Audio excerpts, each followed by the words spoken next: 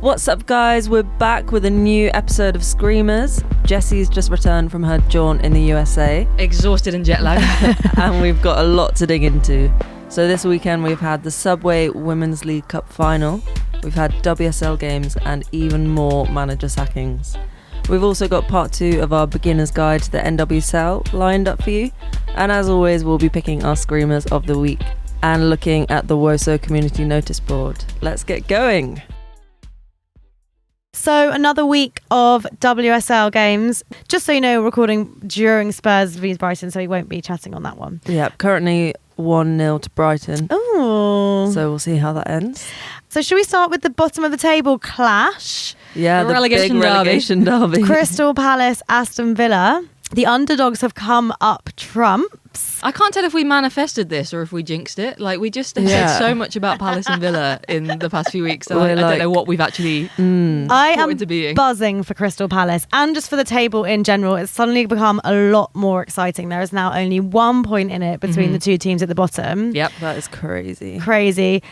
Those Crystal Palace goals as well. The second goal, the commentator actually called it a screamer. It was incredible. Should we copyright that? Are you saying? Yeah. We No need to one's write to allowed YouTube. to say screamer Yeah, ever only again. we are allowed to say that. So yeah, it was Crystal Palace 3, Aston Villa 1 in the end, wasn't it? Exactly. What a 95th scoreline. minute, third goal, Katie Stengel. One of your own. She does often come out clutch. I remember when she was playing for Liverpool. She did sometimes come up with like these real winners, like these moments of brilliance when it was needed. And she's been having really nice link-ups this season with Weirden. Like, it's been flourishing and growing, that relationship. So it feels like, because I think Stengel actually assisted Weirden's goal as well. So that relationship is flowing. It's coming into being at just the right time.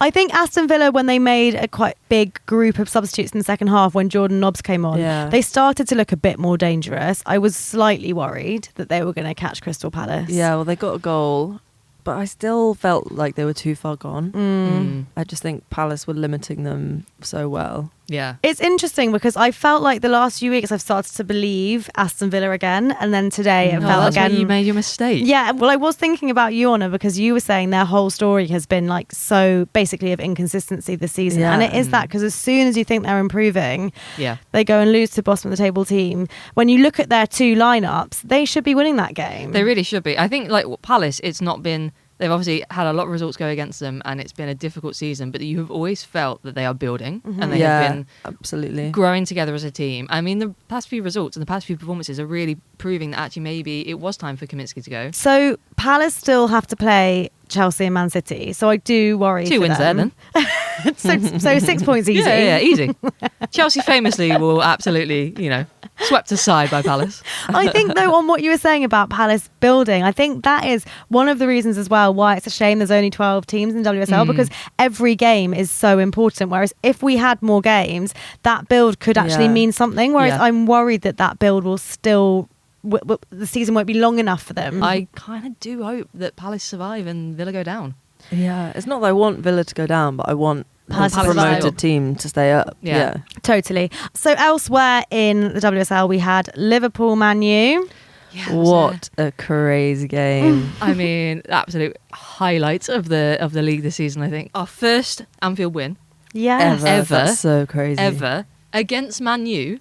Massive. And it wasn't just like a sneak win, it was a demolition of A Man U. proper demolition. And also this United team have been on such a good run of form. Yeah, it was beating a good Man U team in front of a home crowd. And also, shout out to Fuka Nagano, her first ever Liverpool goal. Liverpool goal. And it What was a way to great do it. goal. Great Yeah. goal. Finish. In front of the Anfield crowd.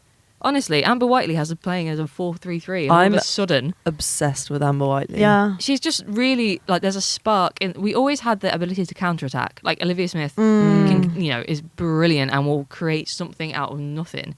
But now we're not sitting with, like, 5 at the back or expecting Taylor Hines to have to run up and down the pitch for 90 minutes. Like, we're making a basis for the team to be cohesive and build. 100%. Like, that first goal from...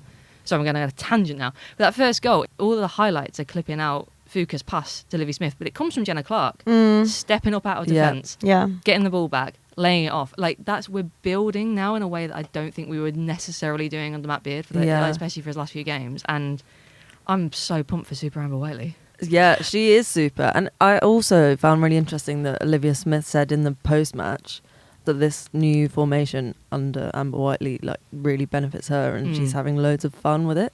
She's getting the support, I think. She's going off on runs, but there's like bodies with her. It's not like she's having to then also hold the ball up and wait. And there's other players who are willing to go with her, like Sam Kerr. Like she's obviously was a great signing in the end. God, I really hope we can keep hold of her permanently. I did think for a while we were cursed playing at Anfield. It's really good to get that first win there. Finally to like get over that psychologically.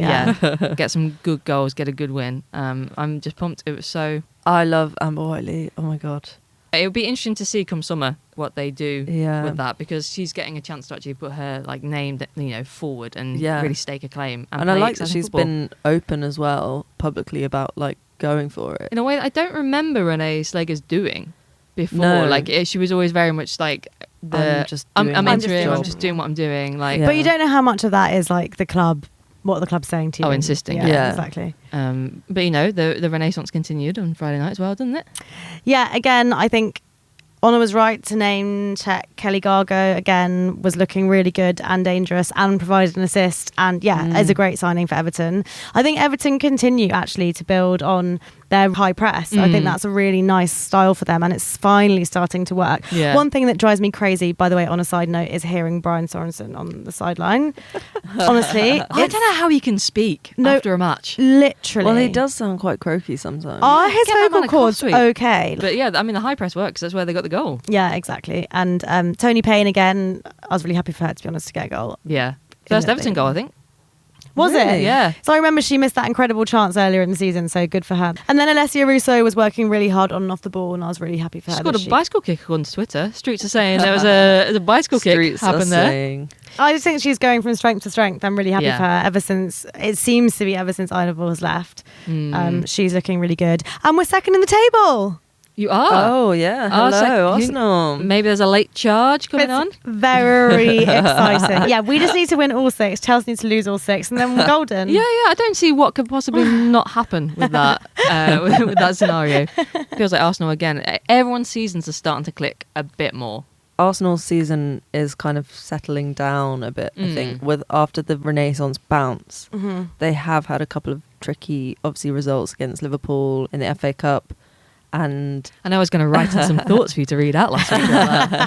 I was very well restrained. I think, I also thought I was really, really nice about Liverpool, given that we recorded less than an hour after that. I know. Game I was very proud of you. Thank you. It was tender. And also, I love DVD, and I didn't want. If we were going to score, I didn't want it to be in that way. Yeah, it was sad. But not to dwell on past losses. Also, in the Championship, there was a massive win today. Big win for Durham, 3-1 against Newcastle in the derby. Ooh. So that's a pretty exciting result. Nice. Let's have a quick check-in with the Women's Championship table while we're at it. So it looks like the table has opened up a little bit more. So Birmingham are out in front on 35 points. But London City Lionesses are chasing them. They're only 3 points behind, and they've got a game in hand. So Michelle Kang... The promotion dream is still alive, Michelle. Come on. Still alive. And then Charlton and Durham both tied on 29 points. So it's not as close of a pack as it was a couple of months ago. But I think that's still such a promising sign. And I know we keep banging the drum about why we should keep the ability for teams to move up and down and expand that. But you can't look at this championship table as it is and not think that that is something that we should be encouraging as we go on. Also, Sheffield United are dead bottom. And I saw that Leicester City had a behind closed doors friendly with them this weekend, and it was we beat Sheffield United this weekend, and I was like, well done. Of course you did. Well done. So they've got to find some delights somewhere, don't they? It's been a pretty middling season for Leicester City. And the first silverware of the season has been decided. It has been. But before we get into it, guys, I've got a present. I've got a present for you both. Got a present. Oh my god. Oh yeah. Oh, that's so nice. Thank you. Shout out Lucy for picking these up. I didn't think we were going to get one. From Pride Park. Oh my god. It's beautiful. Wait, I need to find us. It's towards the back. It's a really nicely done I program, found us. actually. Oh my god, that's actually thrilling. I was going to give them to you beforehand, but I thought, we'll get the reaction live on camera. Can't believe our gorgeous artwork made it in. I know, we got picked. But yeah, isn't that exciting? Look at us. Moving on up in the world. I love that Lucy got us a programme. Yep. Should we talk about how horrendous the pitch was? Oh my God. It was like a mud bath. It felt like 2010 or something. Like, we shouldn't still be playing on pitches like this. For a League Cup Crazy. final. I thought what Sonia Bonpastor said at the end of the match, you know, like the groundskeepers and ground staff in England and football grounds across the country are renowned as some of the best in the world, and yet that is the state of a pitch for a major cup final. It's crazy. It would never fly for the Men's League Cup final. No. You would never get that. It's just, there'd be a riot. There'd be an actual riot. But yeah, the match itself, the first of four-peat. The first leg of the 4 leg. It was way more evenly matched than I thought it was going to be. Obviously, Ramirez scored that early goal about 5-6 minutes in. City were looking quite good in possession, I think. And then for that goal on the counter, she just tore apart the City defence. And she was really fortunate with the deflection. It's a good save from Yamashita. I think it hit Alexandri. Okay, yeah, it hit Alexandri and then just kind of got bodied into the goal. Yeah, it was quite tight throughout. And after City got their equaliser, which was a fantastic solo goal from Fujino. Potentially someone will shout it out later. Stay tuned. It was. I don't know. City just had so many chances and they missed chance after chance. And I thought Bunny Shaw just did not look comfortable at all. I agree. She was really static, quite slow. You could just tell that she was struggling. It just wasn't coming together for her, was No. it? Like that group at the front, it just wasn't. They weren't really able to deliver the ball to Bunny, and even when she had it, she didn't seem to know how to get around Chelsea defence. I don't know. Yeah, her decision making was just not quite there. It was off. But you know, they had a weird week at Man City. Like they all found out their manager was leaving midweek, and then they have their first cup final of the season. When Bunny is struggling with her fitness, I think it has a real knock on her confidence. You can see she's kind of like playing quite gingerly. It's just crazy. City missed so many chances, and then they concede that own goal. But there was kind of the feeling that Chelsea had the in upper them hand, to push it over the line. Yeah. I think you tell how universally well liked Hasegawa is that even sort of Chelsea fans online were sad about it. Like if it was going to be an own goal for it to come from Yui, because I think she's such a well-respected and well-loved footballer across the game. Why did it have to be her? I know. I'm just her face. Oh, yeah. I'm haunted. And just before we move on from the League Cup, there was some unfortunate... I hesitate to use the word protesters because I don't know what they think they're protesting against. But a small group of people outside the stadium ahead of the game holding up a range of signs, including ones protesting against Barbara Banda. Who doesn't even play in this league. It's just the most nonsensical fucking... One that said no men in women's sport. Yeah, it was a whole range of sort of alleging to protect women's sport from an... Just a load of transphobes and TERFs who have nothing better to do. It's so pathetic. It's so pathetic. Also didn't go to the game. That's how much they care about women's sports, guys. They just go and protest outside a cup final. But they can't be asked to actually watch the game. And then proceed to go and sit in the pub and pat each other on the back. Yeah, and then immediately start throwing about Myra Ramirez. It's just there's such this pattern of the group of bigots within football targeting women of colour who don't fit the profile of what they think a woman should look like, and immediately starting it's disgusting. There's no place for it in our community, and to those people I say, honestly, get a life. Yeah, get a life and leave us alone. Would you guys have believed me at the beginning of the season if I'd told you that Mark Skinner would be the longest serving women's manager currently in the WSL? I might have thought it was my nightmare. I'm not. That just sounds like it's something from hell. 5 new managers this season so far. Yeah, especially if you said of the 2 managers in Manchester, which one they'll be leaving this season, Mark Skinner or Gareth Taylor. It's like Mark Skinner had just been teetering on the edge of the precipice for so long. Yeah. And yet... He's been saved by a fantastic season, though, isn't he? He's been saved by a fantastic season and by an owner who could not give less of a shit about the women's team. Exactly. Like, the Gareth Taylor one did seem to come out of nowhere. Even if they're responding to City not having a great season, it seems like such a random time to do it when they're about to play the final. And it's kind of strange and convenient that they've got Nick Cushing, who's obviously from the City group, part of the City group, who can just step in. And also they know that it's just until the season because he doesn't want to work in women's football. Yeah. He's made that quite clear. Yeah. Repeatedly. But just in case anyone missed it the first time, he will repeatedly make it clear that he does not see his future as in women's football. But at the same time, he's seen a lot of success with Man City women in the past. And it's like, okay, so that it is a safe pair of hands It seems like Gareth Taylor was quite divisive in camp, because some of the players, like Alex Greenwood, has spoken about how shocked she was by the news and had a really good relationship with him. Mida Mars said the same. She said that he'd let her enjoy football again. Yeah. Hopefully this then gives City a decent chunk of time to figure out what their next step is and find a really capable manager. Yeah, I reckon after the Euros we'll see a spate of managerial changes and pickups by clubs. Where do we think Gareth Taylor's going to end up? Because if he goes to Angel City, like the rumours suggest he might, and reunites with Alana Kennedy, I will lose my shit. That would be the funniest end to this saga possible. I can see it happening. Yeah, I can as well, to be honest. Well, good luck to him. It's time for this week's Screamers of the Week. So every week, Maya, Honor and I pick our favourite goals, our favourite screamers from around the women's game, in the WSL and different leagues across the world, and bring them to you to vote on the ultimate Screamer of the Week. And I believe, I wasn't here to verify the results, so I'm not lying when I say this, but I believe that my pick won last week in a very tight vote. I can confirm that. Yeah, it was tighter than we expected. We expected everybody to vote for Ovaye. We expected everyone to obey us when we told you there was only one right answer. Obviously, no one actually listens to the pod. Or you're just not authoritative, either of you. So I guess that means I have to go first, but I am incredibly torn. It's crazy because last week we had a massive drought of screamers. This week it's been screamer. With the return of the NWSL, we are spoilt for choice. We've even had screamers in the WSL though this week. We have. My honourable mention is, it had to be Fuka because first goal at Anfield. I love her to bits. Think she's a fantastic player, and also to hit it first touch, it was while running. Finish. It was a great goal. But I think actually my Screamer of the Week is slightly rogue. It's from the League of Ireland.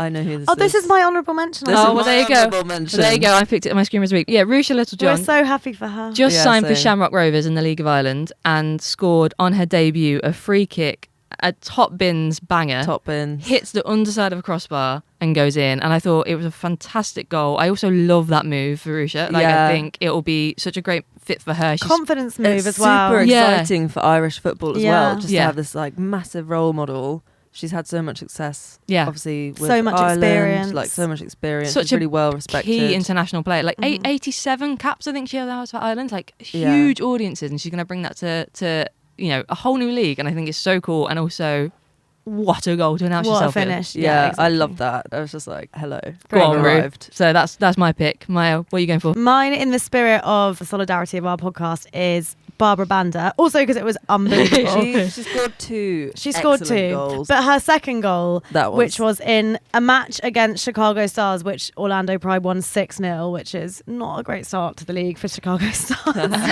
I saw someone say they might be the only team to ever get relegated from the NWSL. She nicks the ball from a really sloppy pass, to be fair. And then shoots it from distance into the top right corner. But it was just the power, the finish. It was absolutely gorgeous, classic Barbara Banda, completely what she's about. It was amazing, really good, perfect strike. What are you picking, Honor?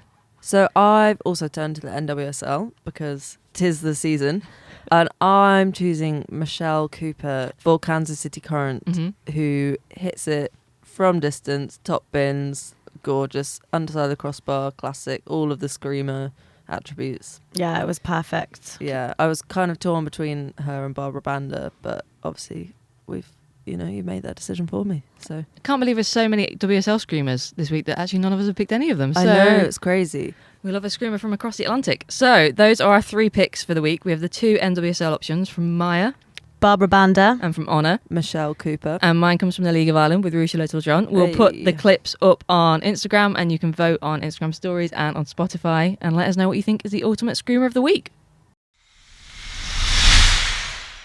So we are welcoming Jessie back from the USA, where she has been scouting out the NWSL IRL for us, I didn't do a very good job at that. I tried. I went to a MLS game, and I thought it would be quite fun to go to the team shop because it was DC United who share a ground with Washington Spirit, and I thought I'll be able to get you guys a little bit of fun little merch thing from the Washington Spirit. Not a single bit of merch in that shop for the Washington Spirit. Whether they just have a separate they must switch it over. They must. That's so weird. So we got the basics down last week, and this week week, we're going to start looking at some individual teams, players, and sort of digging into the NWSL history and discourse a little bit, just so we're all kind of got a bit more context. So do you think you guys can name all 14 teams off the top of your heads? I reckon. I think between us, we can. Should we do it one after the other? Okay, yeah. Orlando Pride. Portland Thorns. Seattle Reign. KC Current. Racing Louisville. Gotham. Houston Dash. Bay FC. Angel City. San Diego Wave. That was my one. Utah Royals. Nice. Oh, shit. Hang on. Wait, how many are we on, Maya? You got 3 left, I think. 3 left. Oh, God. Hang on, we haven't said Washington Spirit. Oh, exactly. Nice, well done. Right, 2 left. I thought this was going to be way easier. Is it like a Midwestern kind of I've got one. We've mentioned it already. Chicago Stars. Yes, nice. Well okay, done. so last one. Can I have a clue? Yeah, the place where Lotta Wivenmoy and Alessia Russo and Emily Fox went to North uni. Carolina Courage. Yes!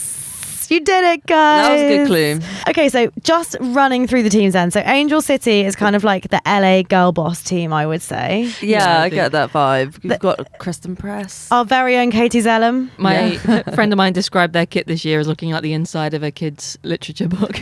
And then Chicago Stars, Mallory Swanson. They've just suffered a massive defeat. No, I think they lost because they got rid of... They were formerly the Chicago Red Stars. Emma Hayes used to manage them, by the way, guys. Yeah. So they were quite a cool team, and then they changed their name to the Chicago Stars. Apparently, because of the communist connotations of Red Stars. Yeah, can't be associated with communism in the US. Absolutely not, which I think is quite funny. And then Kansas City Current are the only team who have their own purpose-built stadium, which I think is quite cool. That is cool. Their head coach is the ex-US soccer coach, Vlatko Andonovsky. Who seems much more suited to club management than he does to... I think the US women's team's job was just a little bit beyond him, but... I think they broke the record of like a season of sellouts, I want to say. Nice. Well, it did look like quite a small stadium. But rude. Oh my God, I didn't mean to. Yeah, they sold out all of their home matches in the 2024 season. That is cool. Ooh, that really is cool. cool. Okay, they've got a loyal fan base. Exactly. And then Orlando Pride, obviously last year's champions, double champions. Queen Marta reigns supreme still. Exactly. As does goalkeeping queen Anna Morehouse. Barbara Banda. Barbara Banda. Raffaele. Oh. Yeah, Rafa. God, they've still got not over that. really listy amount of players they've got there. They are. Well, I remember when Raffaele moved from Arsenal to Orlando Pride, and everyone was like, "Why is she going to Orlando Pride? Like, okay, you want to play with Marta, but like, what?" Yeah. And then won the now double. they're amazing, won everything. And then Gotham, ex-Chelsea power couple Anne Katzenberger and Jess Carter. Oh yeah, they're pretty stacked. Gotham. They've got Rose Lavelle, Emily Sonnet, Midge Purse. Yeah, kind of big 100%. names. Did have quite a few departures, though, didn't they? Yeah. So Lynn Biondolo, one of my favourite NWSL players. I really like her. Yeah, and I've got actually something to say about her later. Okay, she's such great vibes. But Jenny Nyswanger obviously came over to WSL. Yeah. There's a few other people who have departed Gotham. So Lynn Biondolo went to Seattle Reign, which is Jess Fishlock's team. And we love the Jess. Our Welsh international. And I think Anne Harrod, James Turner also plays there, don't they? It's a nice little Welsh core. Yeah. Seattle Reign are massive local rivals with the Portland Thorns, aren't they? Yeah, who I think are like that. the vibey team. Yeah. So I was scrolling through Reddit to find some like fun things from the teams, and I came across someone who said that their favourite Portland Thorns chant goes, build a fire, put Seattle on the top, put the courage in the middle, and we'll burn the fucking lot." Oh my God. Nice. Which seems like a level of like football shithousery. English. I've heard that. Yeah, I think it's a tune from over But here. I But the fact never they would sing have it thought that they'd have nicked that specifically. But I love for the them. firiness. Yeah, I Good think for it's them. a proper derby up there. I love that. And then just rounding up my little bits about the teams, Washington Spirit is owned by our very own, well, not our very own, but She's one of our own. she's we like to think she's a friend of the pod, Michelle Kang. So she has added Washington Spirit to London City Lionesses and Leon. Yes. Esme Morgan's out at Washington Spirit. And Sandy McIver. Shall we do a quiz to work out who we should support? Yes. Which quiz have you found for us to do, Maya? Okay, I found us a flow chart to decide what teams we're going to support. So type A of you. Nice. I'm really excited because I need to pick a team, but I'm really scared because I don't want to pick the wrong one. I know, same. That's why I'm going to pick from this, but I might change. Sorry, guys. Yeah. And also you've got to bear in mind the kits because Some are nice. True. Some should be burnt. So we're not gonna make you listen to us all doing the flowchart one by one now. But if you want to watch that, which obviously you do, it will be on TikTok. So the quiz results have come back as... I'm now a diehard Orlando Pride fan. I'm a reluctant Angel City fan. And I will be scrapping in the streets with some Portland Thorns fans as a Seattle Reign ultra.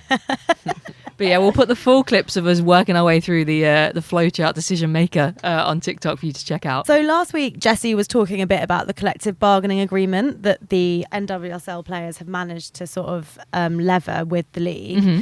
And I think some of the reason that came about was because of a kind of massive, actually, abuse scandal that happened in 2021 that was actually really high profile and did make it quite a lot into the news here, which prompted 2 investigations, one by US Soccer and one by the league itself and the Players Association, which found many counts of toxic behaviour and abuse going on within teams where it had been known about for years and years. And it resulted in 5 of the 10 NWSL managers who were in the league at that time resigning or being fired. So it was absolutely massive. Structural, isn't it, at that point? Huge, exactly. It was a really kind of systemic problem within that league. And I think out of it, some really amazing stuff has happened. So the NWSL obviously had to act, and they've implemented massive changes to protect players and extra safeguards. And it means now that the NWSL Players Association is actually much stronger than a lot of players' unions around the country.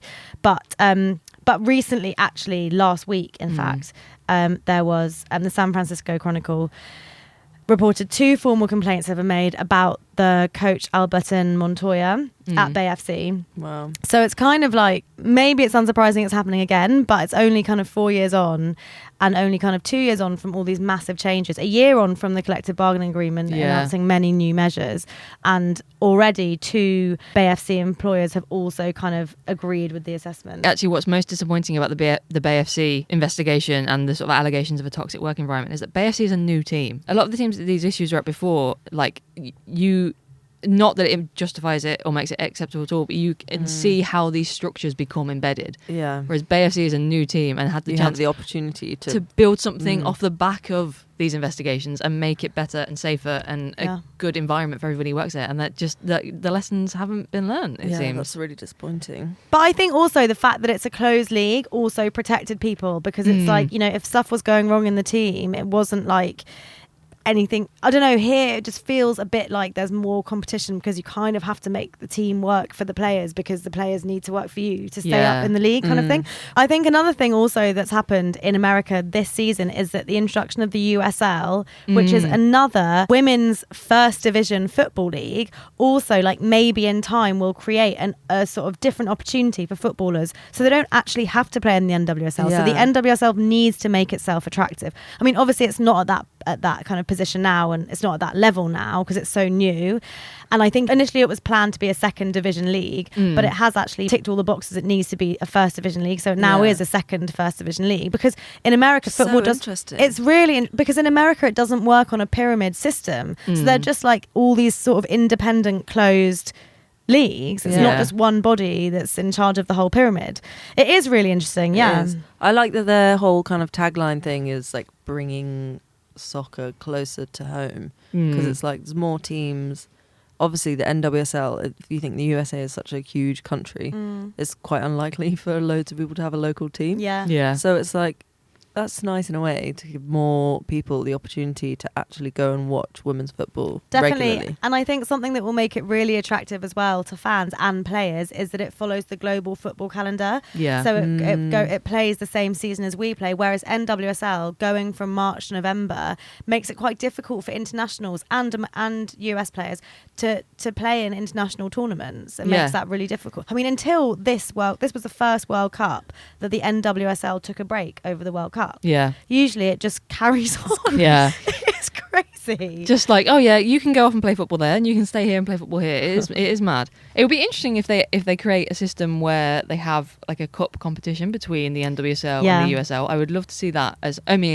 Probably won't happen for a while because the USL will. It's new. It's brand new. But that would be really cool. I think that would, and it does seem like there is a sentiment by some people in power in various institutions in soccer in America is to align a bit more with how football is run globally, because I think makes sense. There is an understanding that football is such a global sport that if the way you do it is so different to how it's done everywhere else in the world, it does. It's really hard to integrate. Yeah, it makes it difficult for fans to come and understand it. Whereas, people are always hungry for football, and people, like lots of players who play in the NWSL, and lots of people who are probably going to go to the USL, people will want to know about. So finding ways to make it easier and more seamless for fans to watch that is always going to be to the benefit of the league. Exactly, yeah.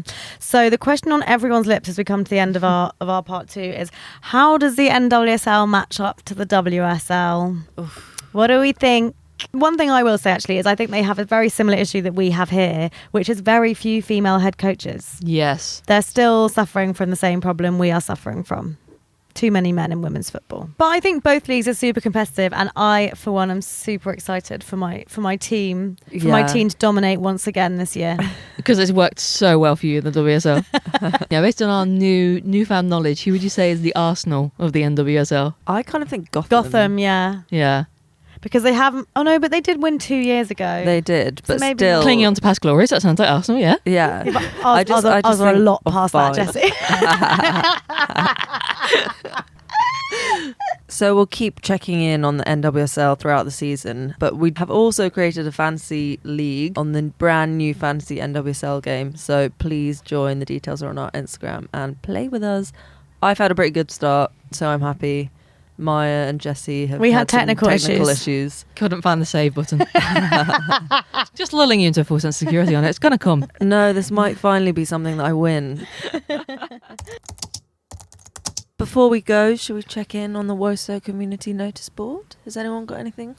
Yeah, did you see that The Guardian reported this week there's going to be a private 7-a-side tournament for the top 8 clubs in the US and Europe before the Champions League final? Because there's not enough football. It's so weird. I know. It's such a gimmicky... 7-a-side.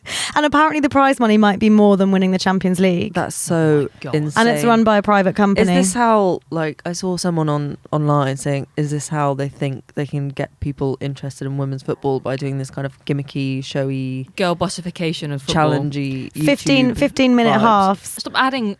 Also, do players really want to... European players, do they really want to be doing that before the Euros? They're not training in 7-a-side necessarily. No.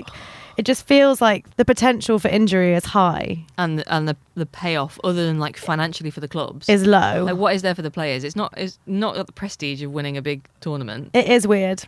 Do you have anything on her? I do. So we mentioned her earlier, one of our fave players in the NWSL, Lynn Biondolo. Mm-hmm. She did, it was like a little kind of quiz video. I haven't seen the whole video, but I've seen a clip of her, and they're putting up continents and countries, and she has to say if it's a country or a continent. That's what do you hard. think in the first place? What do you mean that's hard? Wait, sorry. Can I just say, I thought it was shapes, outlines. No. They're what saying about the words. What Anna said made you think that would be shapes? Okay, they're saying anyway, you guys will not believe this, but she goes, Europe is not a continent, it's a country. Oh no. Oh Lynn. I love Lynn. Okay, my final thing is front page news. Lucy Bronze has dropped her Subway order. Ooh. It's the news we've all been waiting for. It is. And what do you reckon? Well, I'm going to see what you guys reckon. Okay. So wholemeal bread. I don't think I've ever had a Subway sandwich. I've had, that's Jessie, kind of crazy, yeah. We'll have to get you one. I've had one but a long time ago. I have obviously now... Celiac, but apparently they do gluten-free. So you could go back now. Okay, so wholemeal bread. Yeah, I'm on board. Fine. Yeah, that's fine. Nothing against wholemeal bread. Spicy Italian, which is spicy pepperoni, salami and cheese. That sounds fine. Yeah. Except no cheese. Oh. She doesn't like the cheese. So just meat. Meat for the games. Sliced cold meat. All the salad, no gherkins or jalapenos. Oh, boring. My God, what a dull sandwich. Sweet onion and Southwest Chipotle sauce with a white chocolate and macadamia cookie. In the same moment there, I thought the white chocolate was going in the sandwich. I was like, I take it all back. It's not sounds boring. okay. It sounds okay. I just think, come on, have the gherkins and jalapenos. why Bit can't dull. you have that? I really do love though that when you ask footballers these questions about chains or like quite standard day-to-day things, that they really reveal themselves as like having such a different life. I know it was like in men's football, but when Cole Palmer was asked what sandwich he would have from a Tesco meal deal, he said, "Ooh, jam." When was the last time you went to Tesco, Cole? Yeah, someone's absolutely given Lucy Bronze a list of Subway I orders didn't before. know. My She's a woman of the my girl people. Lucy's had a Subway Just down to earth. more than you, at least. Well, if you think of all the like Never has that traveling, felt like such a like slur on my personality. sorry, of I not did not mean that. I just think like the amount of traveling they probably do in service stations in her career, coach journeys from one end of the country to another. Like I know she's had a Subway. There's been like a garage, you know, when it's a petrol station Yeah. and all they've got is Yeah. a Subway counter. She's Yeah. had a Subway. She's been up and down this country enough times. I believe her. All right then. Long drives on coaches. Who do we think, in the spirit of stopping off at a service station, getting some food at 2 a.m, which Lionesses player is most likely to demolish a KFC bargain bucket by themselves? CK18. Yeah, I do. I believe that. I think Chloe Kelly could put one away. Yeah. And then would still run rings around you in cage football. That's all we've got time for on Screamers this week, but join us next Tuesday where we'll be digging into the first leg of the Champions League quarterfinals and, of course, the WSL. But until then, follow us on Instagram, TikTok, and all socials at screamers_pod or email us at screamerspod@gmail.com. We'd love to hear anything you'd like us to discuss. And follow us on Spotify, Apple Podcasts, or wherever you get your podcasts so you'll be the first to know when a new episode drops. Okay, Bye. bye.